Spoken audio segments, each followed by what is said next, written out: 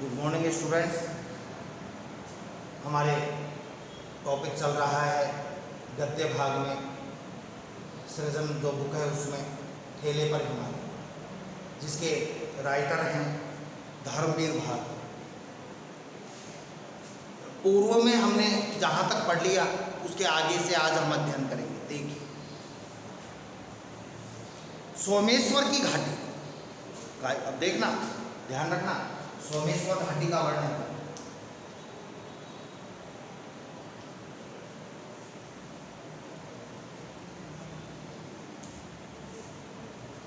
Important है। सोमेश्वर की घाटी के उत्तर में जो ऊंची पर्वतमाला है उस पर बिल्कुल शिखर पर कौसानी बसा हुआ है। कौसानी कहाँ बसा हुआ है? क्वेश्चन निकल रहा है। सोमेश्वर घाटी के उत्तर में जो ऊंची पर्वतमाला है उसके ऊपर कौसानी बसा हुआ है। कौसानी के दूसरी ओर फिर ढाल शुरू हो जाती है, क्योंकि चढ़ाई के बाद तो ढाल आएगी। कौसानी के अड्डे पर जाकर बस रुकी।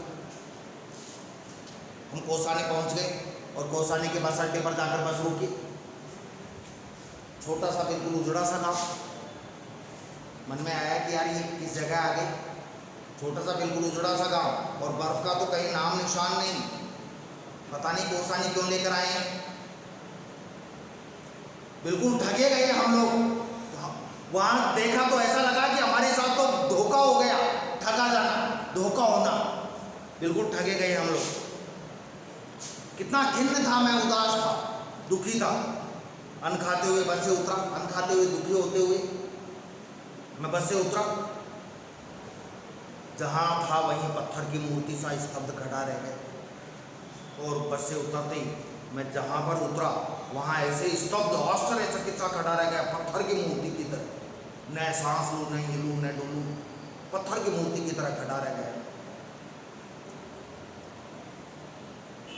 क्योंकि उतरते ही वो थोड़ा बस से उतरा और ऐसे घूमा तो सामने सौंदर्य बिखरा पड़ा था।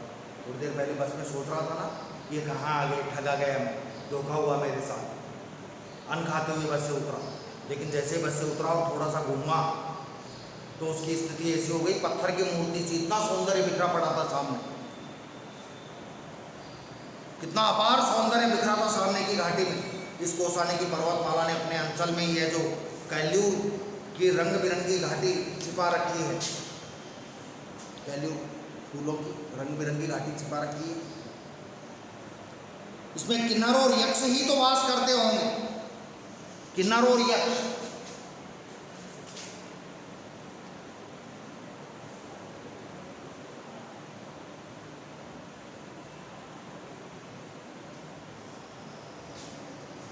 जैसे मनुष्य होते हैं, देवता होते हैं, राक्षस होते हैं, वैसे ही किन्नर भी होते हैं और यक्ष भी होते हैं। दोनों देवताओं में ही माने जाते हैं, किन्नर और यक्ष।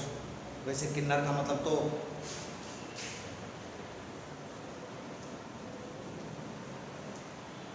संधि विच्छेद करेंगे तो किम प्लस नर, आजकल के परिवेश। किम यानी क्या, नर यानी आदमी। क्या आदमी है जो न स्त्री है न पुरुष है। समझ गए होगे। किन्नर हिंजड़ों को भी कहते हैं, लेकिन ये हिंजड़ों के लिए नहीं है, एक जाति है किन्नर। किन्नर, नर, नाग, नाग भी एक जाति है। किन्नर और यक्ष ही तो वास करते होंगे इतनी सुंदर घाटी में, देवता। 50 मील चौड़ी है घाटी, 2-4 किलोमीटर की। 50 मील, 50 मील का मतलब समझ गए ना, 1 मील में 3 किलोमीटर, लगभग 150 किलोमीटर। 50 मील यह घाटी, चौड़ी घाटी। हरे मखमली कालीनों जैसे खेत ऐसे लग रहे हैं जैसे मखमल के कालीन हमारे रंग के, बिल्कुल एक क्रम में, एक कतार में। सुंदर गेरू की सिलाई, गेरू ईंट होती है ना, उसके रंग की चट्टानें थी सुंदर। उन चट्टानों को काट कर बने हुए लाल लाल रास्ते, मिट्टी गिरेगी तो लाल रास्ते हो ही जाएंगे, जिनके किनारे सफ़ेद सफ़ेद पत्थर की कतार, सफ़ेद सफ़ेद पत्थरों की कतारें किनारों पर रास्तों के। और इधर उधर से आकर आपस में उलझ जाने वाली बेले की लड़ियों सी नदियाँ, आपस में उलझ रही हैं नदियाँ। कोई इधर से आ रही है, कोई उधर से आ रही है, कोई इधर से आ रही है, आपस में उलझ रही हैं नदियाँ, बेले की लड़ियों सी नदियाँ। मन में बेशक का यही आया, इन बेलों की लड़ियों को उठाकर कलाई में लपेट दूं, नदियों में, लेकिन संभव ही नहीं था। अकस्मात हम एक दूसरे लोक में चले आए थे। ऐसा लग रहा था कि ये धरती का लोक तो है ही नहीं, ये तो कोई और ही लोक में आ गए, हम कोई और ही संसार में आ गए। इतना सुकुमार, इतना सुंदर, इतना सजा हुआ और इतना निष्कलंक लगा कि इस धरती पर तो जूते उतार कर पांव पहुंचकर आगे बढ़ना चाहिए। क्या लाएंगे? ऐसा प्रतीत हुआ इस धरती के ऊपर तो जूते उतार कर, फिर पांव पहुंचकर, फिर आगे बढ़ना चाहिए नंगे पैर, पांव साफ करके। इतनी स्वच्छ, इतनी सुंदर जगह लग रही थी, नहीं तो ये धरती मैली हो जाएगी। धीरे धीरे मेरी निगाह ने इस घाटी को पार किया, आंखों ही आंखों से घाटी को पार किया। आगे देखा जहाँ ये हरे खेत और नदियाँ और वन, हरे खेत, नदियाँ, वन और क्षितिज के धुंधलेपन में क्षितिज,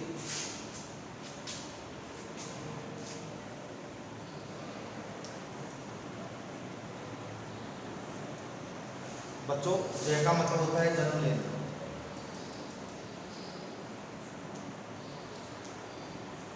और क्षिति का मतलब होता है पृथ्वी। जो पृथ्वी से जन्म लेता है उसे क्षितिज कहते हैं। वैसे क्षितिज का मतलब होता है वह बिंदु जहाँ धरती और आसमान मिलते हुए दिखाई देते हैं। वह बिंदु जहाँ धरती और आसमान मिलते हुए दिखाई देते हैं उसको क्षितिज कहा जाता है।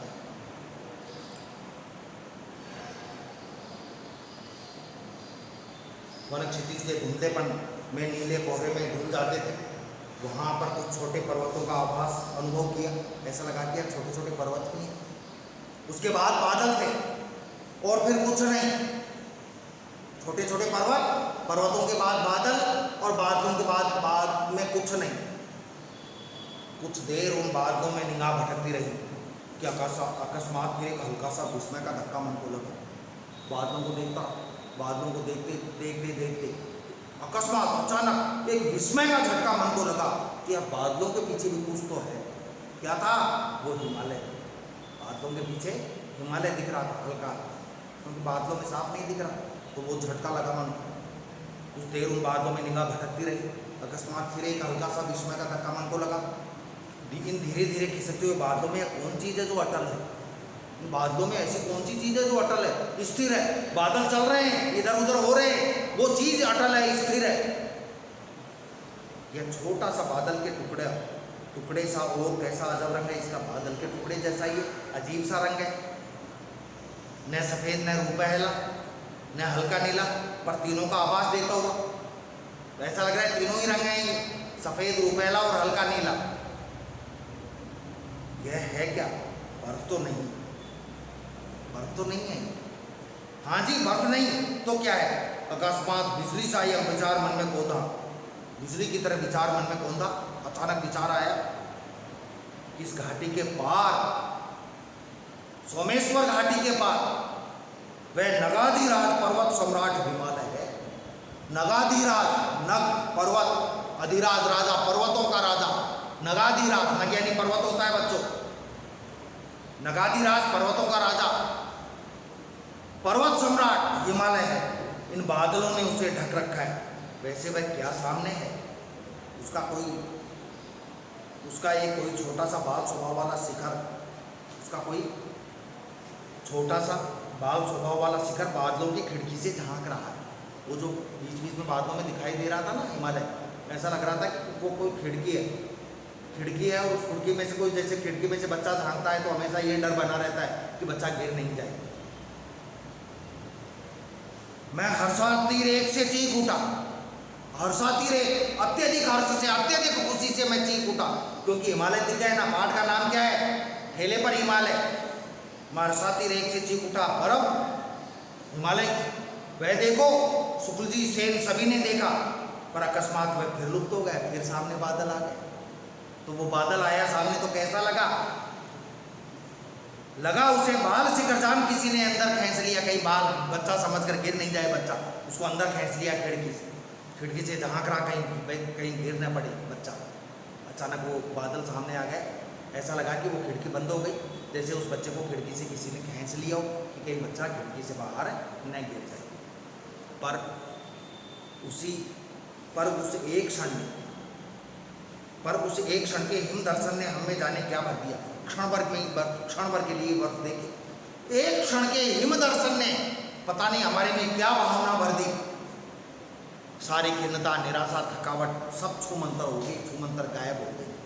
जो निराशा, दुख था, खिन्नता थी, थकावट थी, उस एक क्षण हिमालय को देखते सारा दुख, दर्द, थकावट सब दूर हो गई।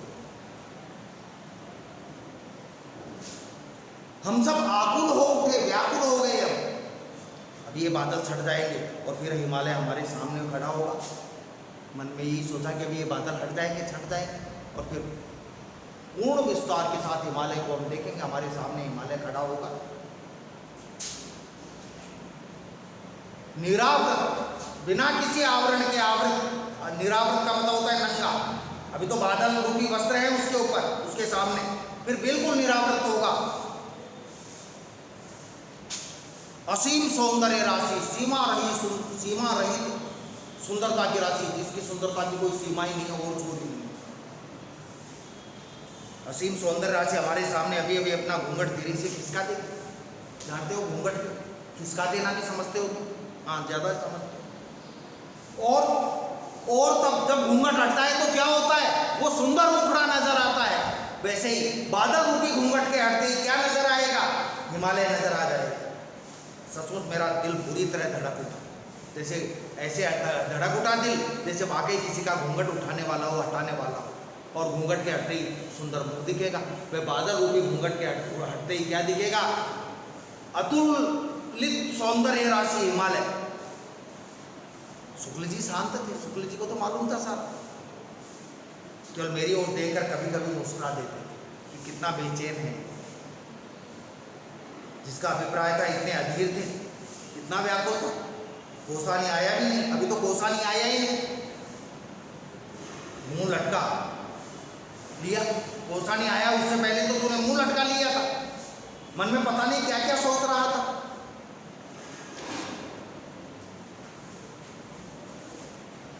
अब समझे यहाँ का जादू? भैया भाई यहाँ का जादू समझ गए क्या? इसीलिए इस जगह को मिनी स्विट्जरलैंड कहा जाता है भारत को। गांधी जी ने भी अनासक्ति योग लिखाया। डाक बंगले के खानसाने में ने बताया, डाक बंगला था जहाँ सरकारी लोग या कोई वीआईपी लोग या अंग्रेज अधिकारी जहाँ जाते थे, क्योंकि पहले होटल रेस्टोरेंट होते नहीं थे और सरकारी रहने का आवास जो होता था वो डाक बंगला होता था। डाक बंगले का मतलब पोस्ट ऑफिस से मतलब निकाल लो। जहाँ सरकारी लोगों के लिए या वीआईपी के लिए रहने की जगह होती थी, नेताओं के लिए, अंग्रेजों के लिए, अंग्रेज अधिकारियों के लिए, वो डाक बंगला होता था। डाक बंगले के खानसामा खाना पकाने वाले में एक परमानेंट नौकर होता था डाक बंगले में, खानसामा। वो साफ सफाई, खाना बनाना, नाश्ता वगैरह सब तैयार करता था, क्योंकि उसकी देखभाल कौन करे? डाक बंगले, इसलिए परमानेंट नियुक्त होता था। आप लोग बड़े खुशकिस्मत हैं। डाक बंगले के खानसामा ने कहा कि साहब आप बड़े भाग्य वाले हो, बड़े भाग्यशाली हो। कैसे? 14 टूरिस्ट आकर हफ्ते भर पड़े रहे। 14 यात्री आए थे, हफ्ते भर 7 दिन पड़े रहे यहाँ, हफ्ते भर यहाँ पड़े रहे। बर्फ नहीं दिखी, बर्फ देखने के लिए आए थे, बर्फ दिखी नहीं और हिमालय दिखा ही नहीं, बिल्कुल बादल छा रहे थे। आज तो आपके आते ही आसार खुलने के हो रहे हैं। आज तो ऐसा लग रहा है कि बादल हट जाएंगे, बर्फ दिखेगी, हिमालय दिखेगा। इसीलिए तो आगे बड़े भाग्यशाली हो, किस्मत वाले हो, खुशकिस्मत हो। ठीक है बच्चों, आज के लिए इतना ही। कल ही आपका चैप्टर पूरा हो जाएगा। एक बार फिर मैं कह रहा हूँ, एक तो ये मैं बता दूँ, आपके जो यूटी सेकंड होगा उसमें कौन कौन से चैप्टर आएंगे पहले ही बता देता हूँ। एक तो आपके आएगा पद्य में 3rd चैप्टर रहीम का, और पद्य में 4th चैप्टर बिहारी का। मतलब रहीम और बिहारी आएंगे एक तो, और एक मजदूरी और प्रेम, और एक सफल प्रजातंत्र के लिए आवश्यक बात। यानी गद्य का 3रा चौथा आएगा, पद्य का 3रा चौथा आएगा। ये आप तैयार कर लेना। इसके अलावा होमवर्क कंप्लीट रखना। कभी भी आपकी नोटबुक स्कूल मंगवाई जा सकती है। ठीक है, धन्यवाद।